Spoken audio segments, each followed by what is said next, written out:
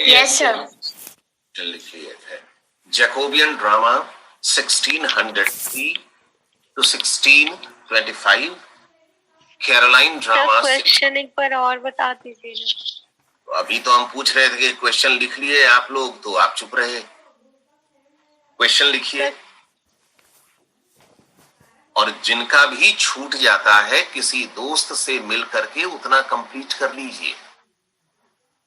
वही पुरानी कहानी फिर वापस हम रिपीट कर रहे हैं, तो बाकियों के लिए क्या स्थिति होगी सो सोच लीजिए। बाकी तो ऐसे ही फालतू बैठे हुए होंगे। क्वेश्चन लिखिए, Jacobean and Caroline drama, slash कीजिए,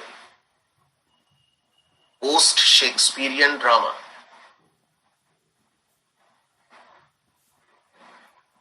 और स्लैश कीजिए पोस्ट एलिजाबेथन ड्रामा। एक इंपॉर्टेंट क्वेश्चन जो छूट गया था इसमें लिखने के लिए, बाकी लोग लिख लीजिए। The causes of CAUSES, the causes of decline in drama during the Jacobean age. The causes of decline in drama during the Jacobean age. किन वजहों से ड्रामा का पतन हो गया, किन वजहों से ड्रामा का पतन हो गया जैकोबियन एज में।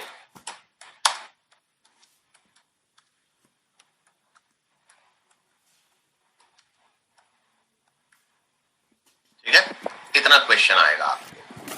जैकोबियन एज 1603 से 1625 और कैरोलाइन एज जो है 1625 से लेकर के 1649। तो ये क्वेश्चन आना है। वापस रिवाइज कर ले अगर हम लोग ड्रामा का, तो ड्रामा की शुरुआत जो हुई थी वह 11th सेंचुरी में मानी जाती है। मिस्ट्री, मिरेकल, मोरालिटी प्ले आया, फिर इंटरल्यूड आया। इंटरल्यूड के बाद ड्रामा, रेगुलर ड्रामा आया, जिसमें शामिल थे university wits and Elizabethan dramatist. Elizabethan dramatist Shakespeare की मृत्यु हुई 1616 में और ड्रामा का पतन शुरू हो गया जैकोबियन एज में।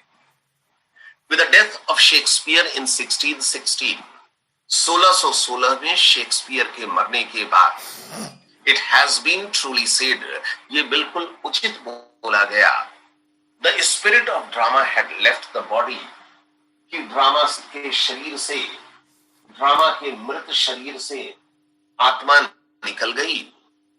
The corpse remained to be buried, और लाश को दफन करना बचा रह गया।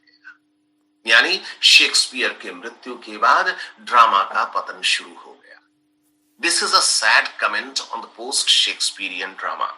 शेक्सपियर के बाद के ड्रामा पर यह बहुत ही दुखद राय है। शेक्सपियर के बाद का ड्रामा मतलब the Jacobean and Caroline drama. Shakespeare के मृत्यु के बाद ड्रामा का पतन हो गया, including the Jacobean drama and Caroline drama, which started declining and lost the appeal, जिसका पतन शुरू हो गया और अपील, लोगों की रुचि इनके प्रति खत्म हो गई। यहां तक हम पढ़ा चुके थे। The drama took a nosedive. Drama औंधे मुंह गिर पड़ा, या ऐसा बोल लें कि ड्रामा का पतन हो गया। नोज डाइव मतलब मुंह के बल गिर पड़ना। ड्रामा का पतन हो गया in the Jacobean period, Jacobean age में। कब से कब तक है जैकोबियन एज? 1603 से 1625, 1603 to 1625। 1603 to 1625। तो ड्रामा का पतन हो गया था जैकोबियन पीरियड में। जैकोबियन नाम क्यों बोलते हैं इस पीरियड को? Because of the James First, he was the ruler that time. England was James the First, and James is also known as Jacob. ये ध्यान रखिएगा। The reasons which led to such a steep decline, आपसे short question पूछेगा 150 words में answer करने के लिए कि क्यों डिक्लाइन किया ड्रामा। ऐसा क्या था कि अमिताभ बच्चन, दिलीप कुमार अगर नहीं रहे तो बॉलीवुड इंडस्ट्री जो है उसका पतन हो जाए, या आज को अमिताभ बच्चन नहीं रहे तो क्या फिर बॉलीवुड इंडस्ट्री का पतन हो जाएगा? तो कुछ तो वजह होगी। तो one of the reasons were the loss of national appeal. लोगों को अब ड्रामा आकर्षित नहीं कर रहा था। नेशनल अपील का मतलब ये नहीं है कि किसी राष्ट्र से अपील किया जा रहा है। नेशनल अपील पूरे इंग्लैंड में, England, Scotland and Ireland, England मतलब ये तीन शामिल है उस समय तक, अभी तक स्कॉटलैंड और आयरलैंड फ्री नहीं हुआ था। तो पूरे इंग्लैंड में लोग नाटक के प्रति अब उतने आकर्षित नहीं थे जितना कि शेक्सपियर के टाइम में, जितना कि एलिजाबेथन एज में थे। और अगर लोग आकर्षित नहीं हैं ड्रामा के प्रति, तो अच्छे ड्रामा थिएटर में नहीं आ रहे होंगे या अच्छे ड्रामा अब नहीं आएंगे। लोगों की रुचि खत्म हो गई है हॉकी के गेम में। तो अब हॉकी के गेम में अच्छे खिलाड़ी नहीं आएंगे, पैसा ही नहीं है, लोगों की रुचि नहीं है तो पैसा नहीं है, पैसा नहीं है तो लोग नहीं आएंगे हॉकी खेलने के लिए, क्रिकेट खेलने जाएगा। तो लोगों की रुचि, national appeal, loss of national appeal, अब नाटकों के प्रति इंग्लैंड की जनता के मन में किसी भी किस्म का कोई आकर्षण नहीं रहा। मोरल डिक्लाइन, किसका मोरल डिक्लाइन? दर्शकों का मोरल डिक्लाइन हो गया या ड्रामा में मोरल डिक्लाइन हो गया?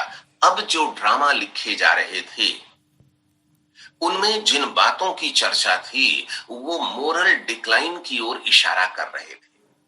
जैसे नाटक लिखे गए तो उसमें इंसेस्ट की चर्चा की जा रही थी। इंसेस्ट बोलते हैं sexual relationship between prohibited relationship. Sexual relationship हो जाएगा ऐसे रिश्तों के बीच जिनके बीच सामान्यतः यह रिश्ता नहीं होना चाहिए, जैसे भाई और बहन के बीच, मां और पुत्र के बीच, पिता और पुत्री के बीच। This is called incest. ऐसे सेक्सुअल रिलेशन को इंसेस्ट बोलते हैं। तो अब नाटकों में ये दिखाया जा रहा था। नाटकों में मोरल डिक्लाइन के सब्जेक्ट दिखाए जा रहे थे। जैसे इंडियन कॉन्टेक्स्ट में मोरल डिक्लाइन किसको बोलते हैं, सो देख लीजिए। कोई ऐसा नाटक आपको दिखाया जाए जिसमें बोला जाए कि मां बाप की इज्जत करनी कोई जरूरी नहीं है। कितने दिन ऐसे नाटकों को देखिएगा। आपको ऐसे नाटक दिखाए जाएं जिसमें बताया जाए कि स्त्रियों का सम्मान करने की कोई जरूरत नहीं है। तो ये सारे नाटक जो हैं मोरल डिक्लाइन को प्रमोट कर रहे थे।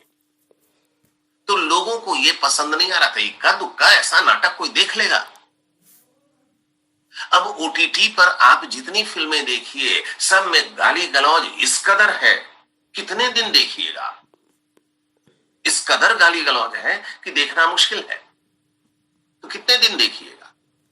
तो मोरल डिक्लाइन होने लगा ड्रामा का। ड्रामा जो है मोरल डिक्लाइन प्रीच करने लगा। Unnatural theme of illicit and incestuous love.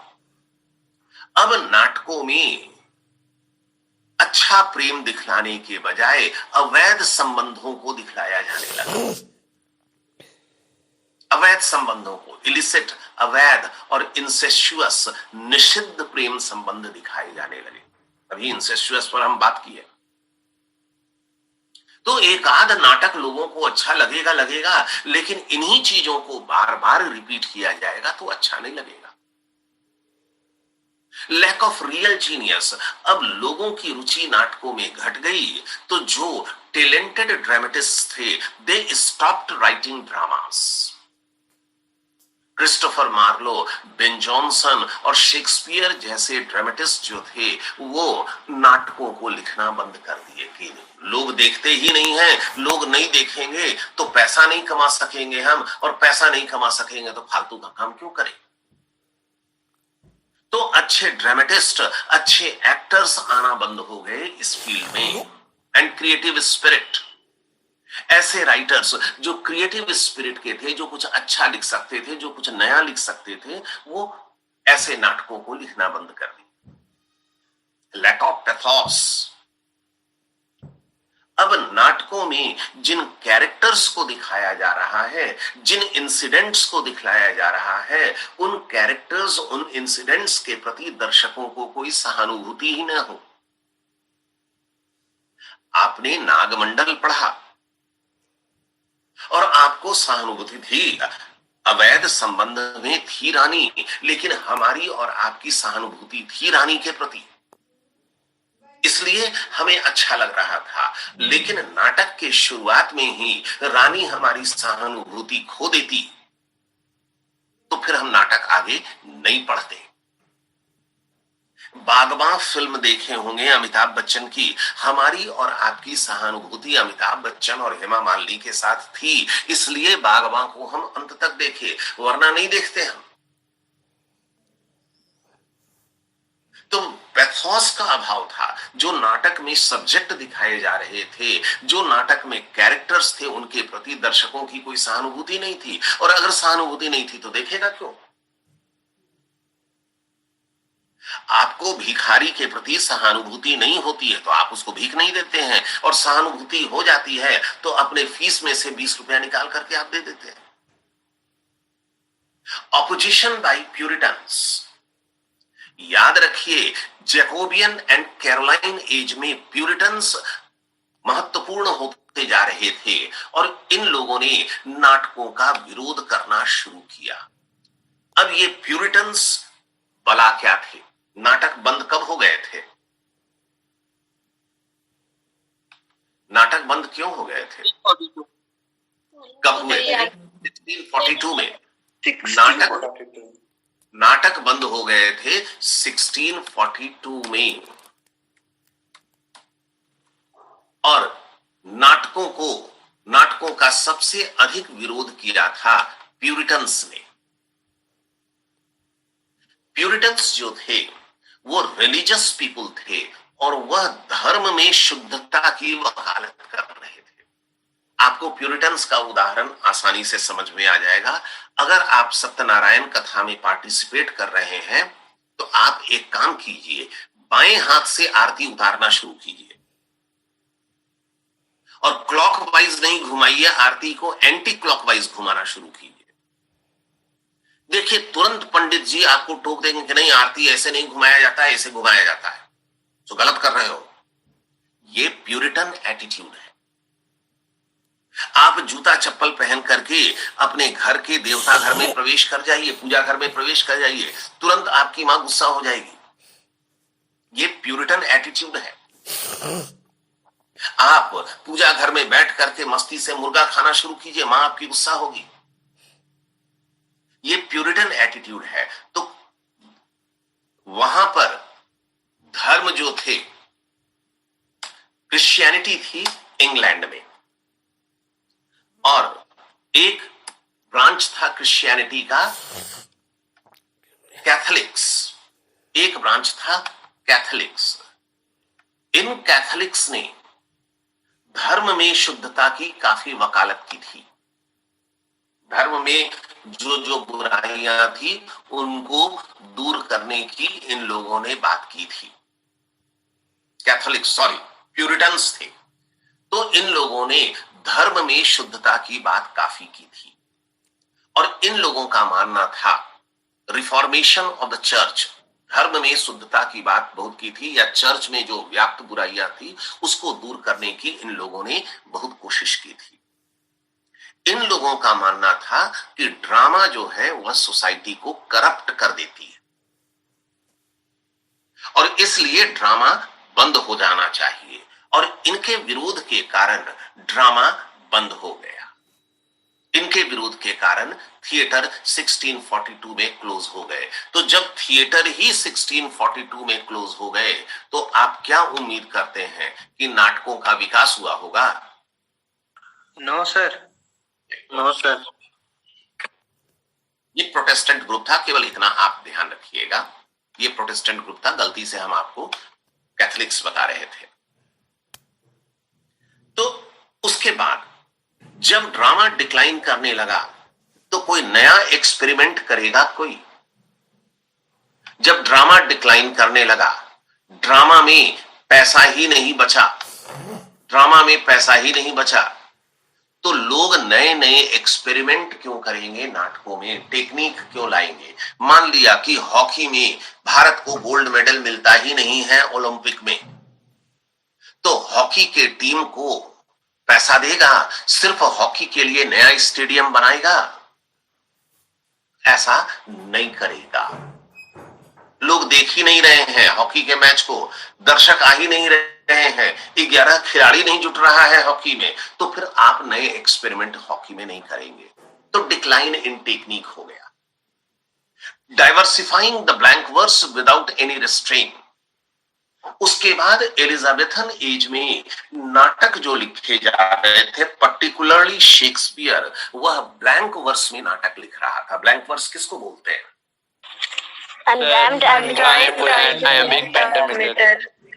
हम लोग पढ़ेंगे जब शेक्सपियर को, तो इस पर चर्चा करेंगे। एलिजाबेथन एज में ब्लैंक वर्स बेहद पॉपुलर फॉर्म था नाटक के लिखने का। अब जैकोबियन एज आते आते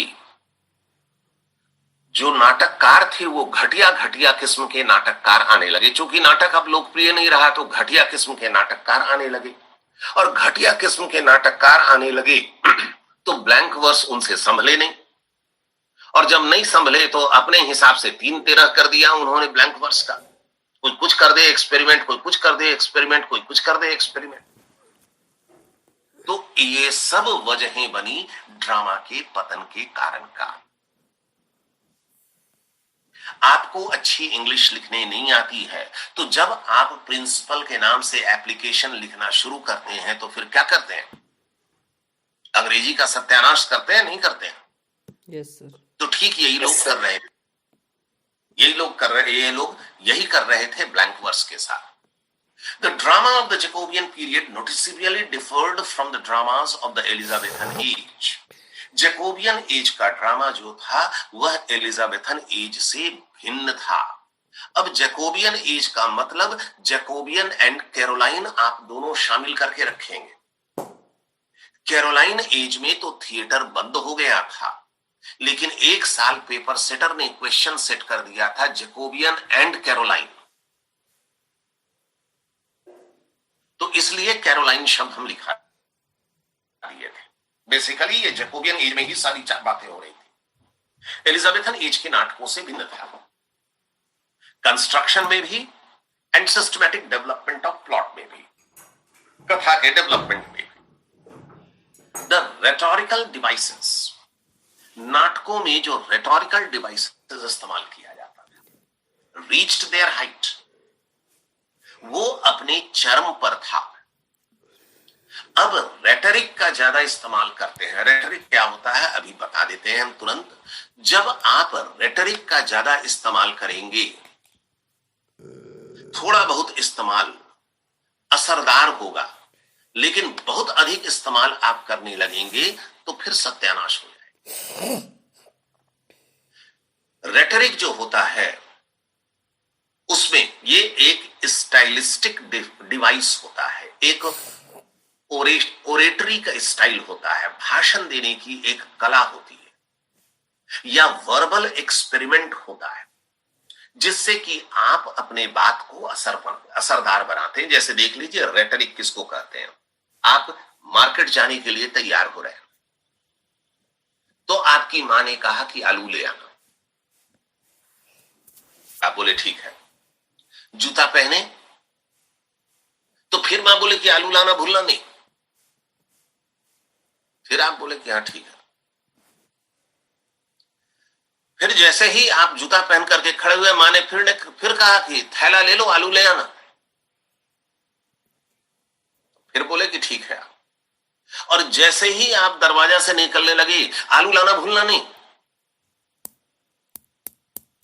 आप कुछ नहीं बोले, अब तो इरिटेशन शुरू हो गया ना आपको। और जैसे ही आप अपनी साइकिल उठाए,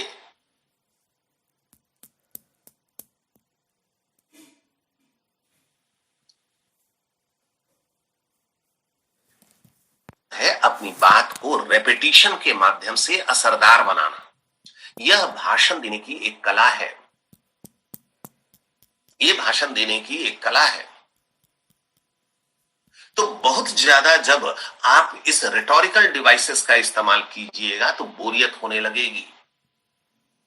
भाषण दे रहा है नेता, बोल रहा है कि हां मैं चोर हूं, हां मैंने बेईमानी किया है, हां मैं पक्षपातपूर्ण व्यवहार करता हूं, हां मैं दूसरे लोगों के साथ अत्याचार करता हूं, लेकिन यह सब मैं करता हूं आपकी भलाई के लिए। तो ये एक भाषण देने का स्टाइल है कि आप कुछ आरोप लगा लीजिए मुझ पर, मैं आपके हित में काम करता रहूंगा। तो शुरू में एक ही टाइप का सेंटेंस वो रिपीट कर रहा है। आप भी इस्तेमाल करते हैं रिटोरिकल डिवाइसेस। जब आपको स्कूल में भाषण देने के लिए बोला जाता है तो आप कहना शुरू करते हैं respected teachers and my dear friends. तो ये भी एक रिटोरिकल डिवाइसेस है। और रिटोरिकल डिवाइसेस आपको बता देते हैं, आप पूछते हैं कि तुम राकेश हो ना, ये पूछते हैं। तो ये भी एक रिटोरिकल डिवाइसेस है। पूछना क्या चाहिए था कि क्या तुम राकेश हो, आप पूछ रहे हैं तुम राकेश हो ना। आप रिटोरिकल डिवाइसेस का इस्तेमाल करते हैं। बाजार जा रहे हो, पूछना क्या चाहिए था आपको कि क्या तुम बाजार जा रहे हो। तो ये सब रिटोरिकल डिवाइसेस है। तो इस तरह के रिटोरिकल डिवाइसेस जो थे वो अपने चरम पर पहुंच गए थे, और जिससे दर्शकों को इरिटेशन होता था कि कोई बात सीधा बोले ही नहीं। There was a lack of spontaneity and imagination. स्वाभाविकता का सर्वथा अभाव था। जो स्वाभाविक रिएक्शन होना चाहिए उसका सर्वथा अभाव था। गांधी जी को गोली लगी तो मुंह से स्वाभाविक रूप से क्या निकलना चाहिए था? कौन सी आवाज? अरे बाप, क्या निकलनी चाहिए थी आवाज? माँ का आवाज निकलना चाहिए था। माँ के बारे में माँ का आवाज निकलना चाहिए। ओ माँ, चीखने चिल्लाने की आवाज। हिंदी फिल्में देखते हैं, गोली निकलने पर हैरान का आवाज निकलता है मुंह से। कभी नहीं। नो सर, नहीं निकले। तो ये स्पॉन्टेनिटी का अभाव था कि गोली लगा तो सीताराम सीताराम बोल रहे हैं। ऐसा दिखाइएगा तो एक आध बार दर्शक देख लेगा, लेकिन बार बार नहीं देखेगा। लैक ऑफ स्पॉन्टेनिटी थी, स्वाभाविकता का अभाव था। रिएक्शन में स्वाभाविकता का अभाव था। सीरियल्स अच्छा क्यों नहीं लगता है? क्योंकि उसमें जो अभिव्यक्तियां रहती है वो स्वाभाविक नहीं रहती है। घर में आपकी दादी गिर जाएगी तो आप लपक करके जाइएगा दादी को उठाने के लिए, और सीरियल में अगर दादी गिर गई तो 3 सीरियल तो आंख बंद करेगा खोलेगा, आंख बंद करेगा खोलेगा कि क्या करें। अब 3 सीरियल तो उसी में दादी को निकाल देगा जमीन पर गिरा हुआ। तो ये स्वाभाविक रिएक्शन नहीं है। Pathos and sentimentality marred the place. जरूरत से ज्यादा सहानुभूति या लैक ऑफ सहानुभूति, पैथोस का अभाव था। हिंदी सीरियल में देखिए, या तो जरूरत से ज्यादा सहानुभूति है या सहानुभूति का ही अभाव है। सेंटिमेंटैलिटी जिसको बोलते हैं मोरालिटी, सेंटिमेंटैलिटी मतलब इमोशन नहीं, मोरालिटी, जरूरत से ज्यादा मोरालिटी थी। तो इन सब ने नाटकों का सत्यानाश कर दिया। The dialogue became artificial and unnatural. Dialogue जो थे वो आर्टिफिशियल हो गए थे। स्वाभाविक जीवन में हम ऐसी बातें नहीं करते हैं जैसे डायलॉग्स ऐसे नाटकों में इस्तेमाल किए जा रहे थे। And humour scarcely had any appeal to the sentiment. और जो हास्य के दृश्य ऐसे नाटकों में रहते थे, उससे हंसी नहीं आती थी, मुस्कुराहट भी नहीं आती थी। The dramas of this period reflect the uncertainty of an age। और इस युग के नाटक को देख करके साफ साफ पता चल जाता था कि इस समय के लोग जो हैं वो अस्थिर स्थिति के हैं, अस्थिर पॉलिटिकल स्टेटस है, पूरे देश का सामाजिक बदलाव बड़े तेजी से हो रहे हैं, तो अस्थिरता के बारे में पता चलता था उसे। पॉलिटिकल चेंजेस हो रहे थे, सोशल चेंजेस हो रहे थे, इकोनॉमिक चेंजेस हो रहे थे समाज में बड़ी तेजी से। Overridden by the forces of doubt, confusion and profound pessimism, निराशा, चारों ओर निराशा का भाव था कि अब इंग्लैंड का कुछ भी नहीं हो सकता है। अब निरंतर कोविड चल रहा है 2 साल से, तो लोगों में निराशा का भाव आ गया है कि अब कुछ भी नहीं हो सकता, अब तो तबाह हो गए, बर्बाद हो गए, बिजनेस चौपट हो गया, नौकरी चली गई। तो इस तरह का निराशा का भाव था, कंफ्यूजन का भाव था, क्या होगा, कब खुलेगा लॉकडाउन, कुछ भी पता नहीं। तो इस तरह के भाव जैकोबियन एज में थे, बिकॉज ऑफ पॉलिटिकल रीजंस।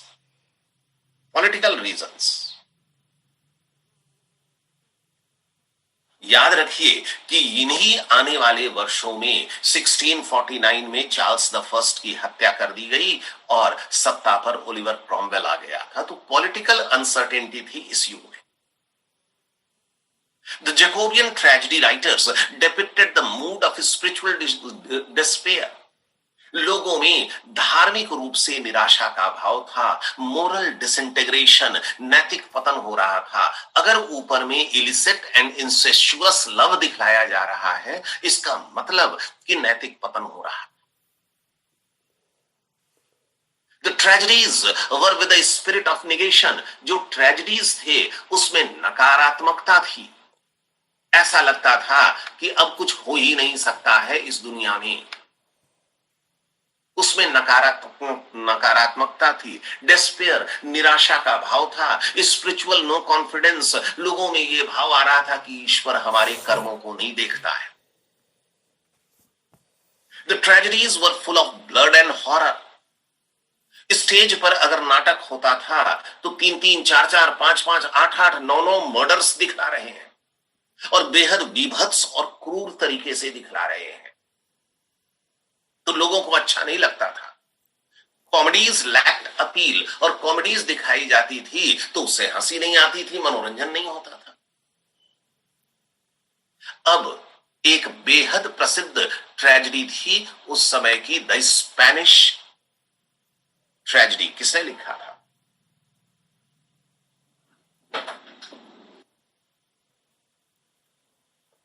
भूले थे? भूल नहीं सकते हैं आप। थॉमस किड की।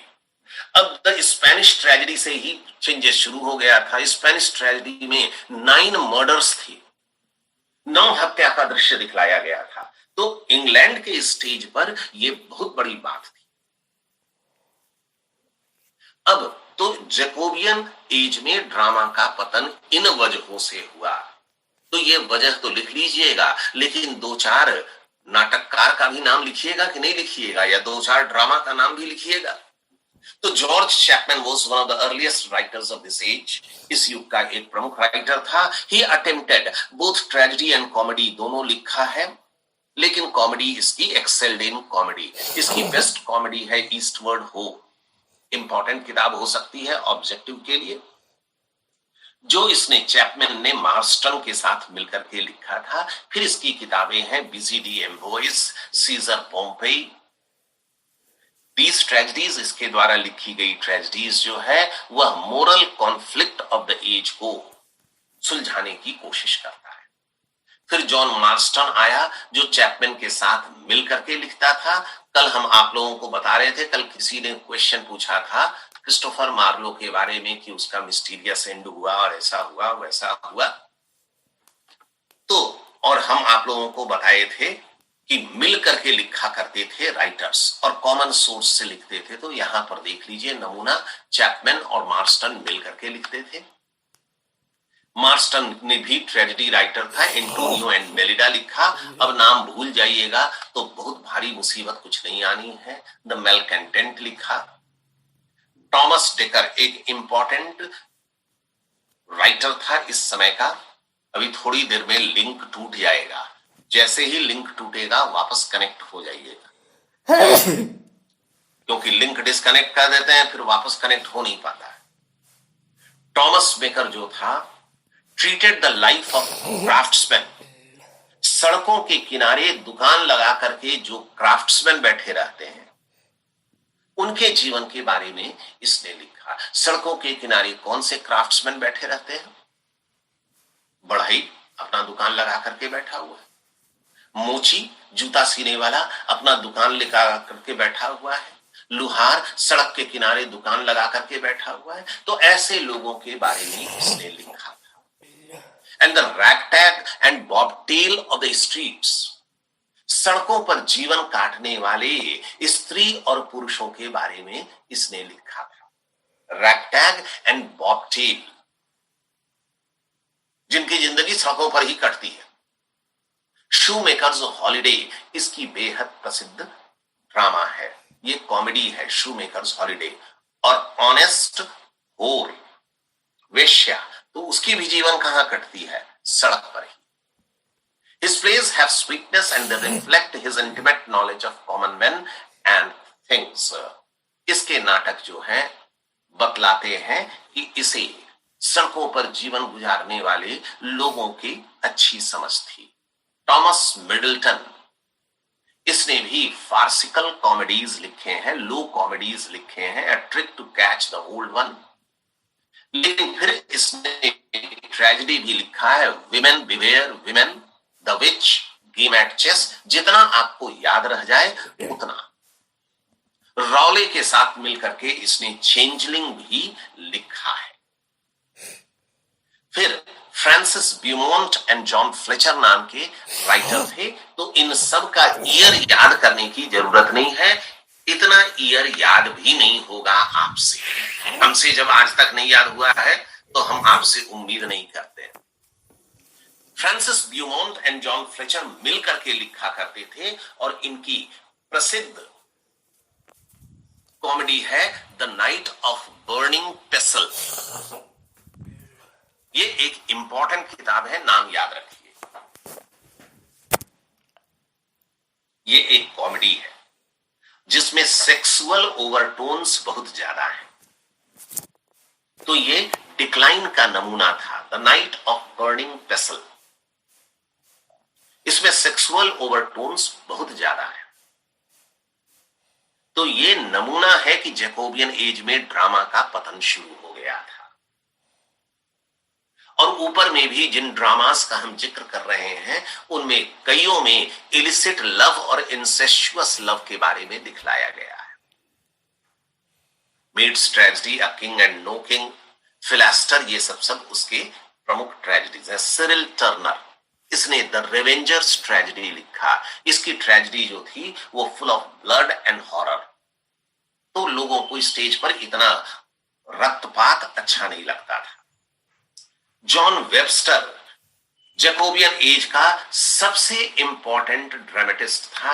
जॉन वेबस्टर, इसने 2 ट्रेजेडीज लिखे, the white devil and duchess of मैल्फी।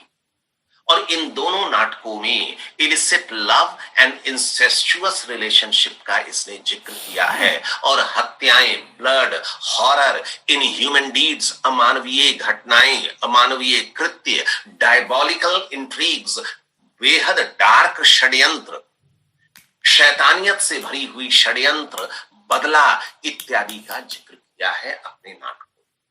10 we notice a gradual decadence in the Jacobean drama।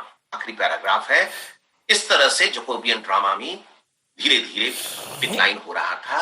Of course, we do not find the lofty magnanimity, उदारता, मैग्नानिमिटी ऑफ शेक्सपियर। इस युग के नाटकों में Shakespeare जैसी महानता और उदारता तो नहीं थी, लेकिन But what surprises us most is the way in which the splendid edifice created by Shakespeare crumbled to dust. इन नाटकों में शेक्सपियर जैसी महानता तो नहीं थी, लेकिन आश्चर्य इस बात का है कि शेक्सपियर के जीवन काल में ड्रामा रूपी जो शानदार इमारत बनी थी वो कैसे रातों रात ढह गई, ये आश्चर्य लगता है. But still the drama of this age gives to the succeeding generations a new stimulus. लेकिन इस युग का ड्रामा बाद की पीढ़ियों के लिए प्रेरणा का काम भी करता है. इतनी शानदार इमारत बनाया शाहजहां ने लाल किला, और रातों रात ढह जाए ये संभव नहीं है. तो शेक्सपियर ने इतने शानदार नाटक लिखे और शेक्सपियर के मरने के 10 सालों के अंदर नाटकों का पूरी तरह से पतन हो गया, ये बड़े आश्चर्य की बात. तो ये एक प्रश्न आ सकता है ड्रामा के संदर्भ में, एलिजाबेथन ड्रामा. और दूसरा प्रश्न आ सकता है the causes of decline of drama during the Jacobian as. Link हम डिस्कनेक्ट कर रहे हैं, इमीडिएटली आप कनेक्ट होइए.